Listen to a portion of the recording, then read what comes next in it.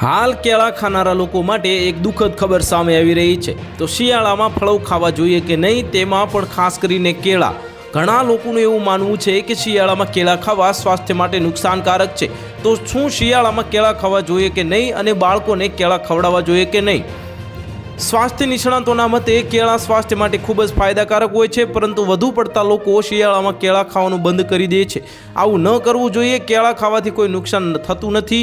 જો તમને શરદી, ઉધરસ અને કફની સમસ્યા હોય તો ત્યારે કેળાનું સેવન ન કરવું જોઈએ। રાત્રે સૂતા સમયે બાળકોને ખાવા માટે કેળા ન આપવા જોઈએ, કારણ કે કેળાથી તરત જ એનર્જી મળે છે અને તમે કોઈ પણ મોસમમાં કેળા ખાઈ શકો છો, પરંતુ તમને શરદી, ઉધરસ અને કફ હોય ત્યારે તમારે કેળાનું સેવન ન કરવું જોઈએ।